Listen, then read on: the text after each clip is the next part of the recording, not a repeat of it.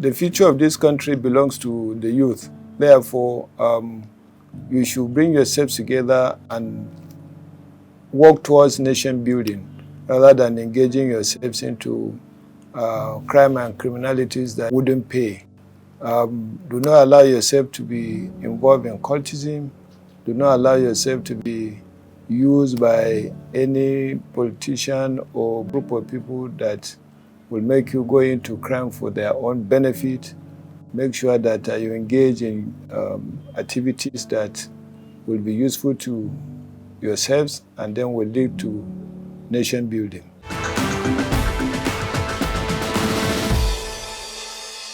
Welcome. This is CrimeFighters Case File, your #1 security educative program on television.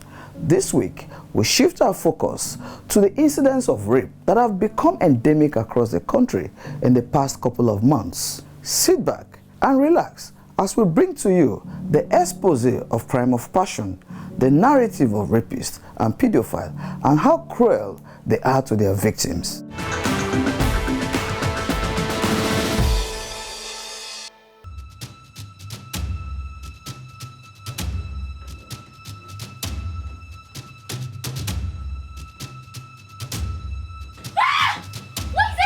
Rape is a dark and horrible crime of sexual assault involving intercourse without the consent of a victim.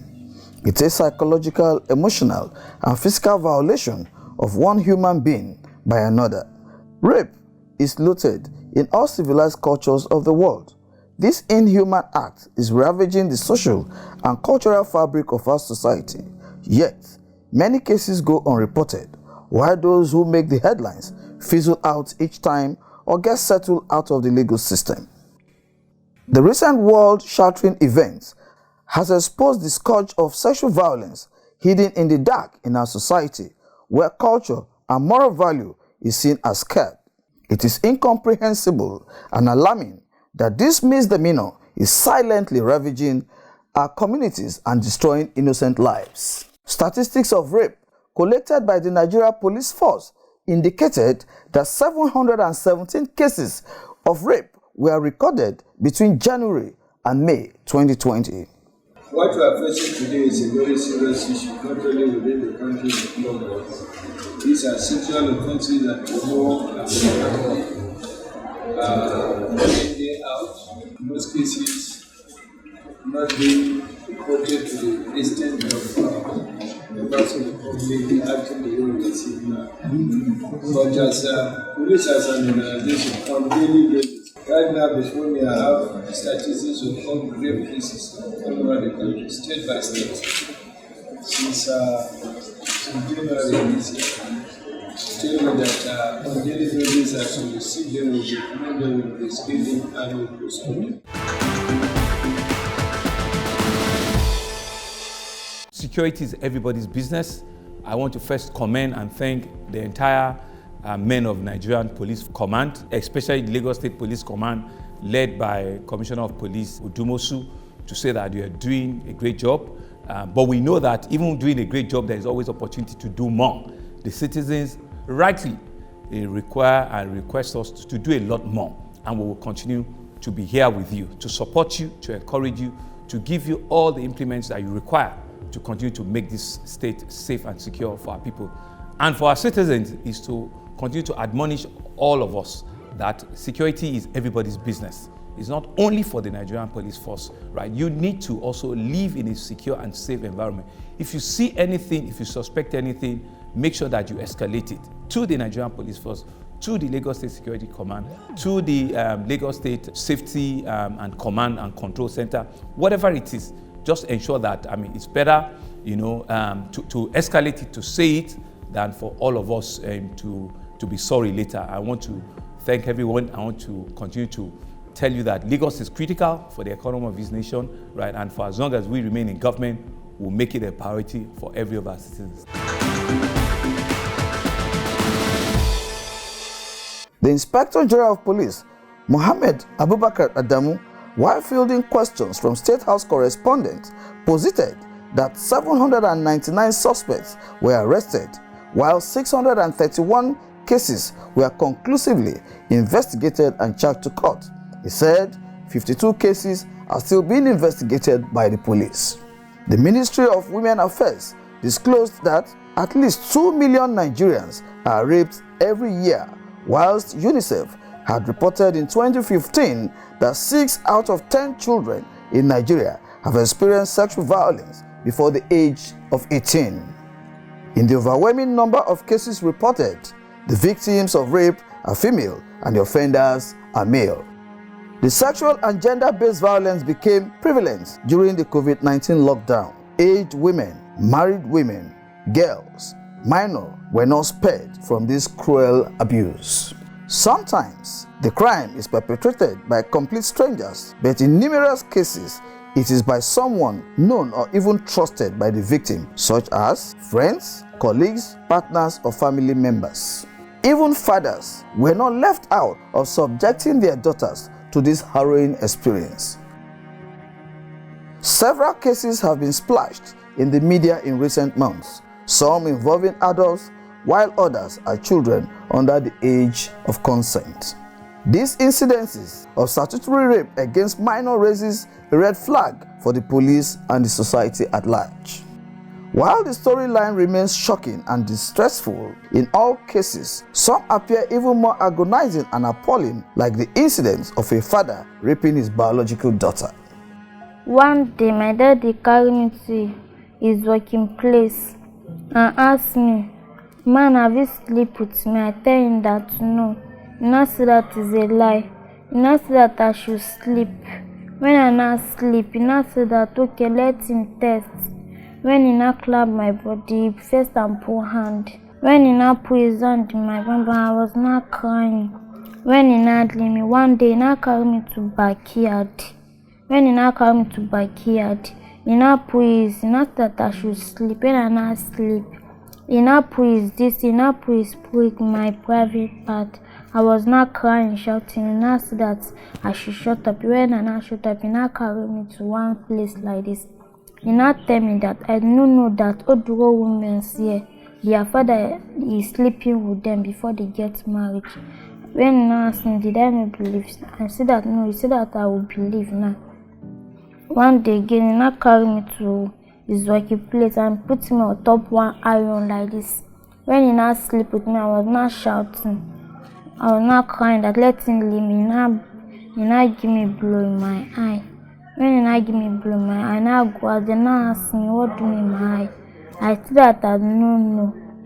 When I now said that I don't know, the next day again, he still carry me to his working place again and still tell me let me put my clothes and sleep on top iron. When I not sleep, he not press me. I was not crying, shouting that let him leave me, let him leave me. He no gree. He not said that I should shut up. And I shut up. He not seem press me again. And my belly is not pinning me. I was not shouting my belly or my belly. When he not leave me, I not see blood everywhere. The iron blood. I use rag and clean everywhere. I see blood. I go and shit his blood. All the piece, evil piece is blood. He now go and buy blood tonic. He now buy medicine for me. When I not drink, sin he no sin leave me. He sin sleep with me again. When he not sleep with me, I not lie to him that I want to go and poo. He not that let me go outside. When I not go outside, I not run and go and sleep inside one box. In the morning, I not go and meet his friend, Mommy Coolly, and not tell her that's what my dad is doing to me. She not go and tell her friend, her two friends. They not come and carry me and go to police station. And they say, let me say what happened, and I say everything.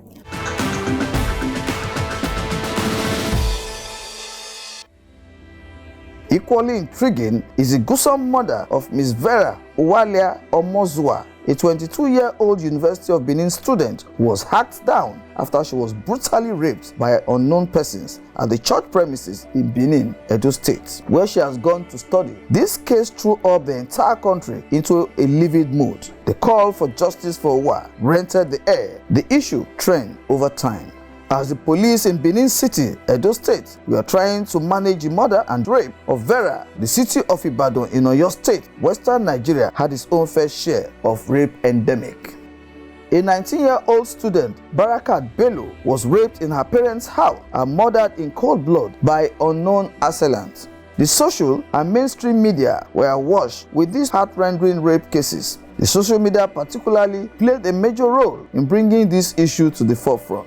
Day after day, these cases became the most trending issues online. Protests, campaigns against rape, and gender-based violence sprang up across the country. As the demand for justice rented the air, more women and children were getting raped. Why do people commit such atrocious crime? Why is rape on the rise? What is its consequences on the victim and the society at large? The consequences of rape are manifold. Even victim reacts differently, as a rape victims are susceptible and prone to emotional trauma, post-trauma, stress disorder, unwanted pregnancy, physical injury, and sexual transmitted diseases. A victim may continue to face threats of violence from the rapist so that she will not report or speak out. And in some cases, victims face stigmatization from the community and even their own families. In most cases, police efforts have been frustrated by the victim themselves. Some will not even come to report because of fear of stigmatization. And those who have the boldness to come and report, after the report, the police get the suspect arrested. By the time the police charge the case to court, for the victim to come and give evidence will become a problem. We recognize that police cannot do it alone. We need the support of the public. I want to use this medium to employ the public to have confidence in the police, to trust the police, and to see police as partner in our effort to keep Nigeria safe. Therefore, I will employ them to come up, have confidence in us, and come up with information, appropriate information that will enable us crack most of these cases. Policing is all an inclusive matter at first, and we should all join hands to ensure that Nigeria is secure for all of us to live in. Members of the public are advised to reach us for their complaints and the distress call through the numbers displayed on the screen. Their distress calls will be answered.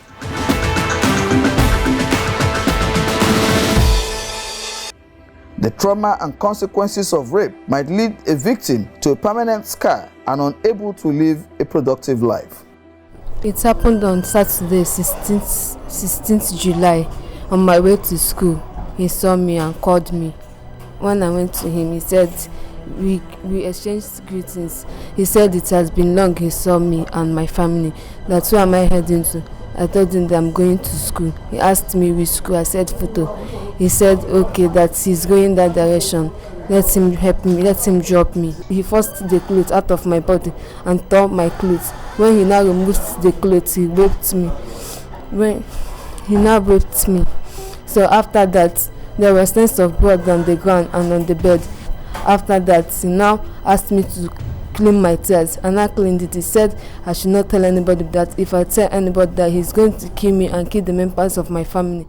The horrific reports of rape cases abound across the country, as we have the cases of men sexually assaulting minors, fathers having carnal knowledge of their biological daughters, a young undergraduate setting up her female friends to be raped by her male friends for trumped up reasons, a 25-year-old man raped an 85-year-old woman. There has been advocacy for castration of rape criminals by some interest group. Is this and many more emotional reactions realistic solution? What does the law say in Nigeria? Should the government implement tougher anti-rape laws? How can the police and members of the public help stem this endemic crime? It used to baffle me when people are calling for stiffer penalty for rape victim, for rape suspect. There is penalty for them already. I remember vividly now that there is a case of a teacher who defied a 2-year-old toddler, I think in Lagos. The parent of the of the victim. They pursued the case to logical conclusion, and this man was sentenced to 60 years in prison. Now, had it been every other people that are involved in the case, that are victim of rape cases, had it been they were following the case, just like the parent of that little girl did, I believe this thing will have been reduced.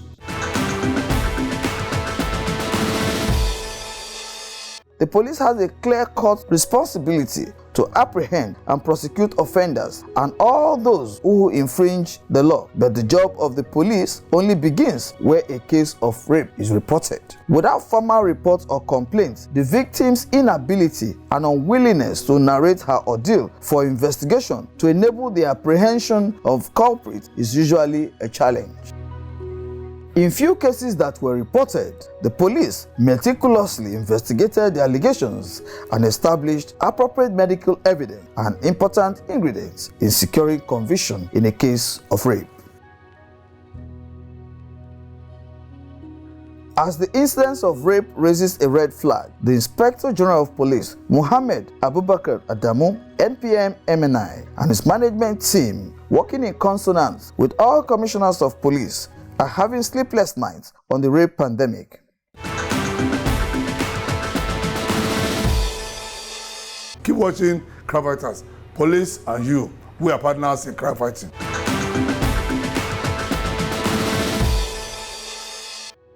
The Inspector General of Police, Muhammad Abubakar Adamu, MNI, MPM, and his management team played host to the Director General, National Agency for the Prohibition of Trafficking in Persons, and the Chairman, National Human Rights Commission, to strategize and to create awareness on the scourge while postulating that rape and gender-based violence have become a menace in Nigeria.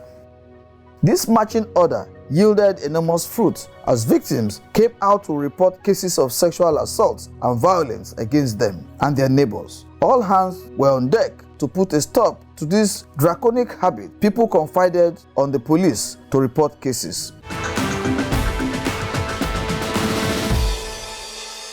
This 25-year-old man has several sexual intercourse with the twins of his benefactor whenever the woman is not within until the bubble bursts. Since last year, August 2019, I started giving them money. I call one of them, junior one, then the rest stay outside. I carry one of them, enter inside, started rape one of them. When I finish, I'll give the person money. Also give others money so that if you no give this one, the other one go vex. I just give all of them to 200 naira. So I dey do am sometime when we are get chance for shop. When I get chance for shop, when madam no dey, na that time I dey do am. So when I finish one, sometimes I go tell one to wait sometime. Sometimes I go sleep two of them. One go stand away, the other one go meet me. From that last year, August, we are doing this time to time where we are get space for there till this year. Because that COVID-19, where that COVID-19 start, we are not coming shop again because of all these 1 million boys do out for our shop.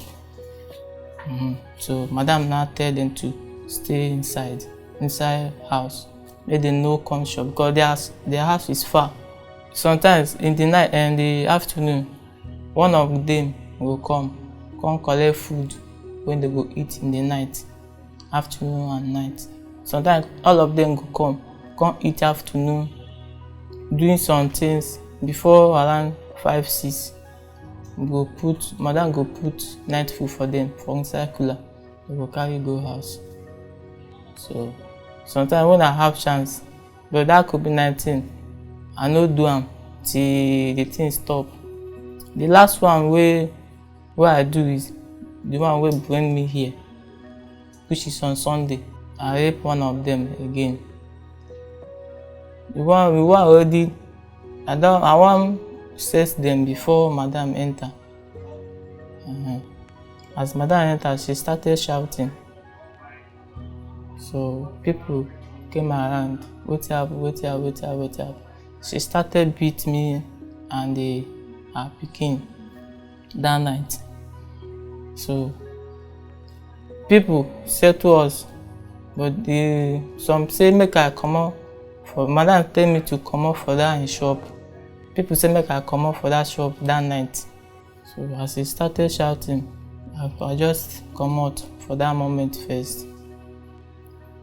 That on Sunday, that Oganama man wey me and him dey come dey beg. So me on Monday, I dey somewhere, I dey find one man, elderly man wey go follow me at least, wey will assist me come there, come beg, because I know the thing what I do is not good. I'm not lying say I no do am, I do am. I agree say I rape them. I'm not lying say I no rape them. But I know say the thing what I do is bad. That's how they find elderly person to come and sit me, to beg her. Before now one man, she already tell that man already. So the man now, I now walking on the road, the man see me and call me, ask me, I tell him everything. The man, me and the man follow go our shop, go dey beg madam. Madam tell me say, if you say na she, nothing, she no fit others. She say if na her, she for don do wetin you wan do me that night, but that im sister wey dey with us that time dey para. So as I come dey beg that im sister, I still dey para. Before people beat me. Some guys wey dey our shop beat me finish. They carry me go Sholoki police station wey dey for Sholoki, Aguda police. They ask me wetin I do. I tell them everything, say I rape twins. They do statement. I no believe say I will do that kind of thing, because me, they regret. I have girlfriend for East, but here I not get anybody. The conversation about rape and sexual violence must continue unabated. The evil act must be condemned in strong terms and send clear messages to a would-be rapist to think twice before embarking on this horrible act. The society must refuse to stigmatize rape victims. The media has a responsibility to beam a searchlight on the issue by deepening the understanding among citizens, galvanizing government support to take appropriate action against these offenders. We will pause on this special focus today with these young boys who raped their children of their employers. The boys, brought from the East as trader training, defiled their benefactor's 10-year-old daughter, and they denied it despite overwhelming evidence to that effect.